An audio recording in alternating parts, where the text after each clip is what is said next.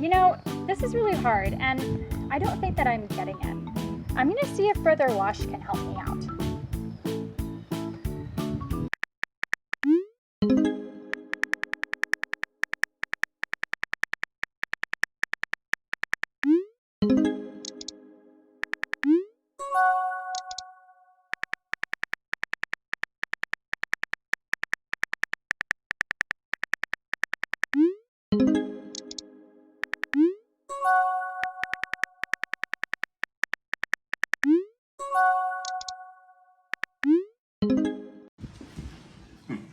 Dang.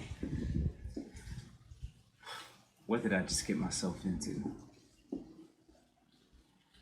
Can't breathe, can't breathe, can't breathe, can't breathe, can't breathe, can't breathe. Why don't you get off of me? Can't breathe, can't breathe, can't breathe, can't breathe, can't breathe, can't breathe. Why don't you get off of me? Can't breathe, can't breathe, can't breathe.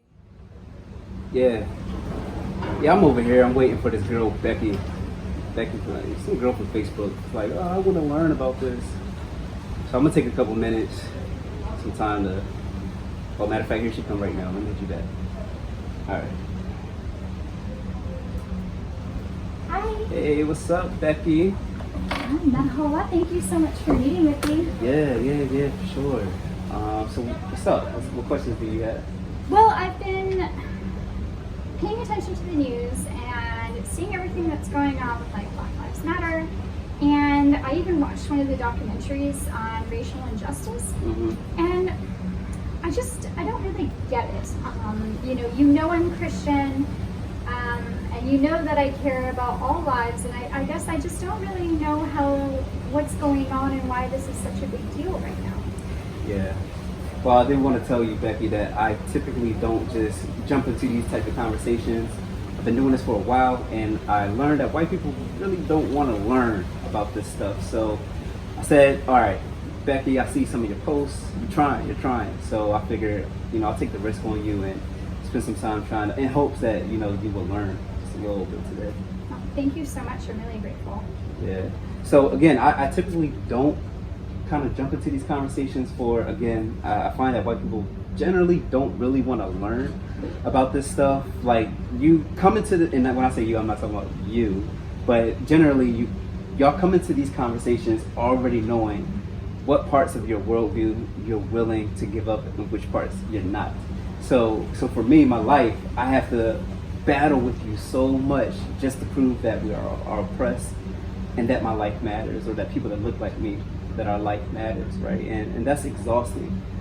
This is something that I can't walk away from. Like, after this space, you get to choose whether you want to continue to learn or not. I don't get to choose whether, I'm going to die or not, or whether I'm going to be black or not, right? So for me, that's part of the issue with coming into like the space as a white learner, and not saying that that's your intention to steal from me, but in many cases, when we come into these learning spaces for you, it's very traumatic for us, right? It's our experiences, it's our intellect, right? This is something that I not only experienced, but I've devoted much of my education to. So yeah, I've spent a lot of time in this type of stuff. So I'm very hesitant to jump in these kind of spaces because I feel like y'all don't really want to have your worldview rocked and shaped. And for me, this isn't about you agreeing with me today, Becky.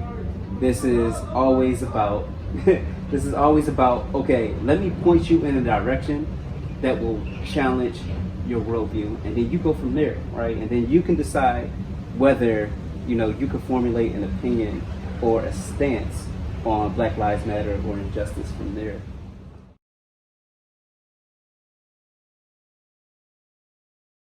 How are we supposed to learn if people don't want to talk to us about this? Like, how are white people supposed to know better or understand? I mean, y'all can start by paying us.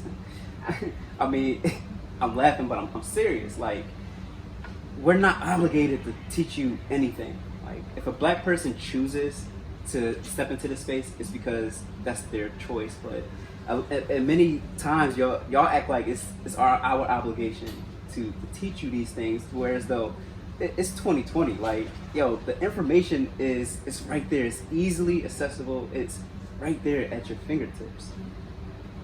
But like, you act like this is easy to see. I mean, I've watched a documentary and everything, and I'm still like not really sure what I'm looking at here. Okay, it is easy to see. Now, I will say, okay, there's some complexities about things, right? However, what side you're on is not hard, right? You're either against injustice or you're for injustice, and this is part of like the issue. Like, you got to sit back and take the time to reflect and think, how do I know what I know, right? And that's part of these conversations, or why I don't get into these conversations, is because you're already set up and set on what you think about the world, right? So if these things are so hard and difficult to understand, it's because you're not willing to let go of what you already know or think about the world.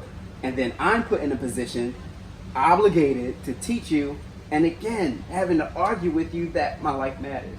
Having to show you, yo, police brutality is real, that things disproportionately impact black and brown lives. I have to play all these mental gymnastics with you just so you can, like, hey, your life matters. And that's very, very frustrating for me. Okay, so I guess I kind of get what you're saying, but I don't think I get it. All right, come on, let's go take a walk. Can't breathe, can't breathe, can't breathe, can't breathe. So going back from where we were in there, what is something that you inspire to do? Well, I certainly don't aspire to be Karen. But what I'd really like to do in the future is open an airline for animals.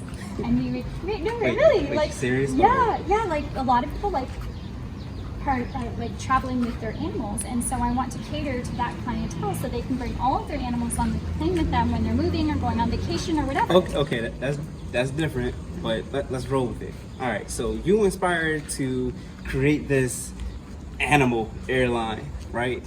So that means what you're going to do to be able to do that and be successful in that? You're going to take classes. You're going to understand the ins and outs of the airline business. You are going to educate yourself. You're going to read. You're going to watch documentaries. Even when it gets hard, you're going to pursue that because that's something that you're passionate about. And that's no different with this racial injustice stuff, right? This stuff is hard. It's difficult. It is worldview changing. But when you get difficult with it, you like to, oh no, I don't like this. I'm no longer going to participate in that. So why is it that with this thing, you can pursue it and engage in it and do everything that you have to do to learn, but yet when it comes to this racial stuff, whenever it gets hard, it becomes difficult for you? Well, it's just not that easy to see. But it is though, and that's part of the thing, right? So I'm not going to act like some things aren't complex, Becky. Like, there are some things that are hard to understand. But which side you're on isn't, right? You're either for injustice or you're against it. And you, like, people that say they care about me, right? This is what I say, like, you care about my life, then hear my story, right? Hear my experiences. But then you want to take the opportunity to walk away. It's like, well, I don't know. Look, pick your side. Either you're with it or you're not. And that's part of the issue. Like, y'all just want to just stay in this place, and it's very frustrating for you to come into me saying I want to learn, but yet you don't even want to actually dive into and do the work to consider the fact that, yo, I deserve the same rights, the same treatment, the same equitable access to things like you. But I didn't say that you can't have all of those things, and why are you being so hostile to me? Okay. Don't mistake my passion for anger. Don't mistake my bluntness for personal attacks.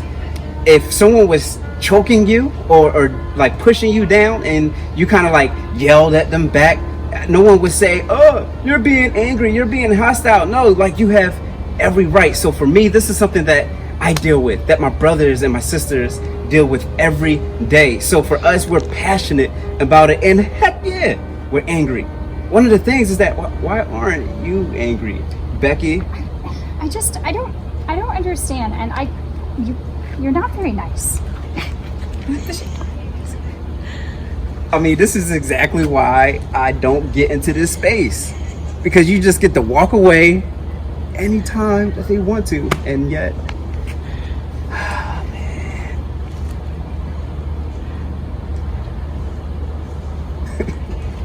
Yo, bro, yo, you won't believe what just happened. Yo, you got a couple minutes to talk? All right, cool, bet. I'm gonna hit you up. All right, one. Can't breathe, can't breathe, can't breathe, can't breathe. Yeah, bro, that's exactly what happened, man. Man, honestly, man, before I even get into it, like, because I recognize and I realize a lot of times when we go in spaces like that, it can be really lonely. Bruh. Not to mention the re-traumatization that happens, right, as we continue to discuss past, present trauma. So, man, I'm sorry, bro. Man, dang, bro. Nah, man, you ain't gotta say sorry. Like, it ain't your fault. You know what I'm saying? Yeah, like, bro. it's. I think most of these people, they come in. I like to think that they have good intentions. Yeah.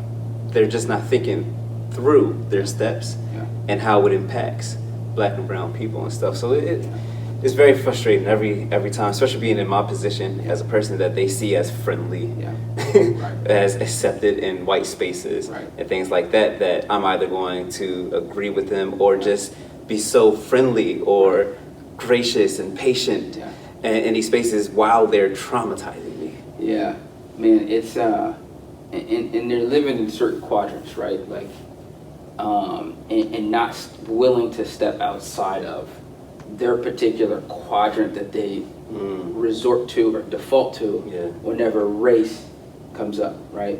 Whenever, you know, certain concepts of privilege come up, right? They jump into a quadrant, whether it's the intellectual quadrant, right? Where they're just trying to think in this abstract form and refusing to realize experiences, refusing to realize or sit in emotional quadrants, right?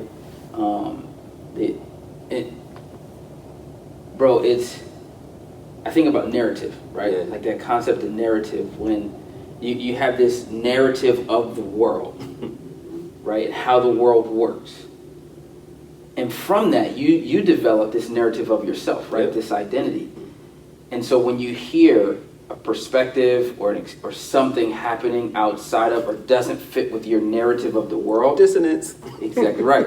Like it starts to shake, right? And then what happens that people do not pay attention to, right? Which is part of the reason we're doing Code Red, is to intentionally reflect, engage, and disrupt. The thing that people don't pay attention to is that narrative of the world that's shaken by another perspective or experience slowly starts to shake your narrative of yourself, right? And then you're in this identity crisis of sorts, like, well, if that's true, what does that mean about me? Yeah. When people don't want to do that work. It's not right. It's tough, but that's not a bad thing if you've been on the wrong side. Exactly right. Right. Again, we're playing with this idea of what a good person is, and that's very relative, subjective. Yeah. Who really knows what good is? Yeah. Right. We believe only one person can dictate what good is. Right. However, everyone in this world would like to think, for the most part, that they are a good person. But the issue is that because of systems, right, a lot of us been lied to about the world, right, how the world operates. We've been indoctrinated. The education system is an indoctrination system. It's separate from learning, right? Learning, to not care about learning is impossible. Like, that's how we survive. The education system, though, is indoctrination. We teach kids to stand up and pledge allegiance to this darn flag and all this stuff, right? And I'm not necessarily saying that, hey, having some patriotism is not good, but what I'm saying is that how we go about it in the U.S.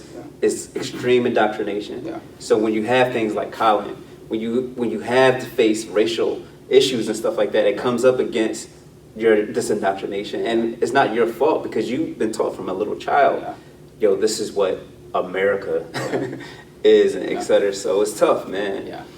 Yeah, no, for sure. And when I think about, like, one of the things that you had just mentioned based on the conversation with Becky was her like unwillingness to let go of some of the things she's holding on to. Because, like, whenever you hear statements, right, like put us on record when we say this, whenever you hear statements like, it's hard to see, right? Or it's a struggle to understand, right? Struggle, difficulty, hardness comes with not just one side, right? That's two sides kind of pulling, right? And so Becky, right, and a lot of white learners, when we come into spaces, like, you're holding on to something, right? And the struggle is because you have your grip and your grasp on this idea, in this sense of self, right? In this narrative of the world that you are refusing to let go. So that's what causes the struggle. That's what makes it hard, because it's not hard if you come to a table and you're willing, right? Just open. And that's the thing, right, with Becky. And for most of us that's been in this game for a little while, we've come to realize there's two types of people, or three. There's people who just, they're bluntly racist, sexist, or whatever, and we're not going to pay them any time. Then there's the other two people, is people that just like to debate.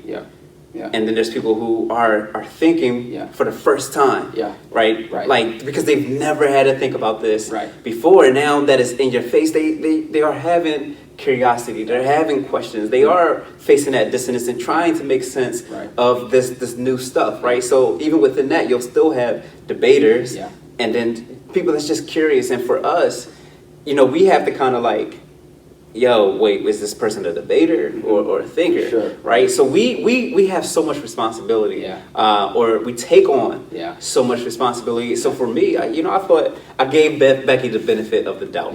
I gave her the benefit of the doubt because I saw some of her posts. I saw she was struggling, and for me, even though I don't believe we're obligated, there is a point that they can't move forward without us. Right? So it's like we have to pick and choose how we go into those situations, when we go in, how much we go into it. So I gave Becky the benefit of the doubt, and unfortunately, you know, it didn't work out. Right, and I think what you said is key. Like, it's our choice, right? The thing that I think is important is if you're white and you want to learn about race issues, like, do not place the obligation on people of color to teach you or talk to you or dialogue with you or debate with you about topics around race, right? If you're male, right, and you're wanting to sort through, right, this patriarchy, right, that we lift up as ideal, right? Do not place the obligation on females to be your teacher, right, in that space. When you're part of a historically marginalized group, you already carry burden, right? You already carry unique experiences, right, and burdens just in your life. So then to add onto that burden by now having to teach those who are historically been in power and have historically been privileged, like, how undue, right, how unjust, right? Talk about justice, right? Like that's not justice. And so when you're in these privileged groups, these privileged categories that our society has constructed, right? Approach the conversation with humility.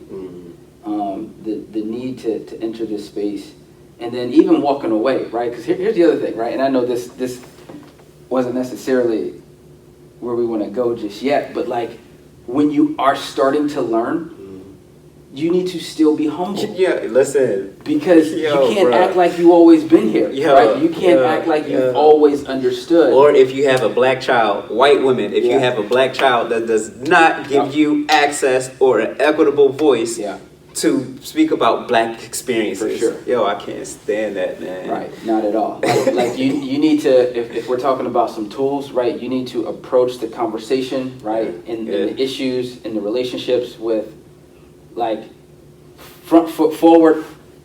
I haven't understood. I've contributed to the injustice, and I want to do better. Right. That's your first step when you're going to enter the conversation as a person of privilege, engaging in justice. And we keep saying white learners. It's majority white. But I don't want to exclude non-white people that have been grown up with colorblind ideology Yeah. or privilege Facts. and are trying to make sense of this stuff too. Even though they could turn on the TV and Ahmad and Brianna and these people look like them, they still don't necessarily know. For sure. Because they've been blinded. They've been protected to see these things. So, we keep saying white learners. We're talking about people that just don't know, but it is predominantly white, right? sure. Because typically white people seriously don't have to think about this stuff For sure. at all. Can't breathe, can't breathe, can't breathe, can't breathe. But people are facing this stuff because they have the privilege to be protected, right? They live in a bubble. So when they're coming up here, sometimes they may face white fragility or fragility for anybody that hasn't had to think about this stuff. So we keep saying white learners. It is predominantly white, but this is for anybody that's just having questions, right? Your goal is to be humble, right? Absolutely. Check your privilege and be aware that when you step into these spaces, how you may be putting the pressure on this other person, how you may be traumatizing. Like this man hit me up, right? And he hit me up on Facebook Messenger. This is like 3 days after we found out about Ahmad. So obviously many people grieving. The black community is grieving. We're livid. We're vexed, man. So he hit me up. It's like, hey, I'm trying to understand, et cetera, et cetera, et cetera, all this junk. So I took him on. And so, cause he said some stuff. It was like, wait, what? To me, and I was curious about his logic. Long story short, it got to a point where he wasn't like agreeing, or he was having a lot of dissonance, and he kept trying to get angry. He was like, "Oh, we're about to get angry." I'm like, "Bro, I don't get angry like that. I've been doing this for a long time." But at the end, I told him, "You stole from me. You came into this conversation knowing what you were unwilling to give up, and I made clear to you why I don't get into these conversations. And if we're going to engage, here's what I expect from you. Right? It's not agreement. It's for you to engage and be open to challenge your worldview. And now, because it's getting too hard for you, you're stepping out. Although you've traumatized me, right? Although you stole my intellect, you stole my experiences, you stole my time from me, all because, you just want to get into a debate. He's like, well, I thought we were having a friendly debate. Bro, there's nothing friendly about getting into a space when black communities are grieving and we're angry and livid to have a debate, a friendly conversation. Nah, miss me with that, bro. You're a thief. Bro, I was that time I was vexed. I ain't say that in that way to him, but and that's the thing. Like you have to consider this stuff, right? Is this a time to debate for the sake of debating? Am I really willing to give up my worldview? If not, then don't hit us up. Don't hit us up if you're not willing. And here, man, it's frustrating because it's not a debate. This isn't agree or disagree. We're talking about good versus evil. We're talking about like justice and injustice. We're talking about people's lives, Like people are literally dying. And communities are suffering in a lot of ways. And so to reduce it to a debate or a political category of conversation, or even think that you are okay not engaging. Like yes, we're frustrated. Yes, we're pissed. I think about, and I quote it often, right? Especially for being a guy who's like poised, you know what I mean? And like, I'm kind of like even keel most of the time. It don't take a lot. I mean, it's gonna take a lot for me to get upset, right? Like, they love that, though. They love it.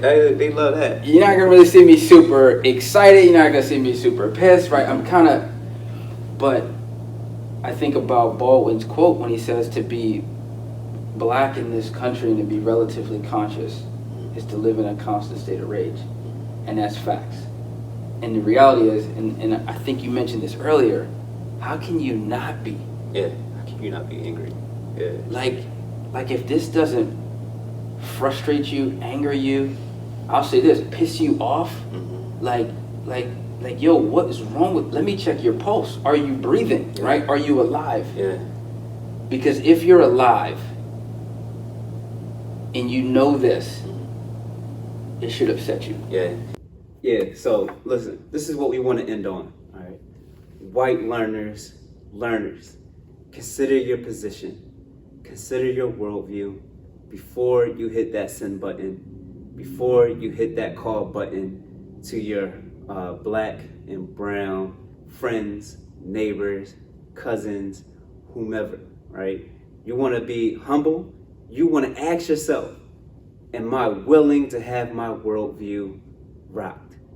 Am I willing to engage into some hard stuff that may make me feel like, or believe, or come to the understanding that I've been wrong, right? So that's what you need to do. Engage in the literature, and we hope that you find yourself disrupting. Code Red. Code Red. Can't breathe, can't breathe, can't breathe, can't breathe, can't breathe, can't breathe. Why don't you get off of me? Can't breathe, can't breathe, can't breathe, can't breathe, can't breathe, can't breathe. Why don't you get off of me? Can't breathe, can't breathe.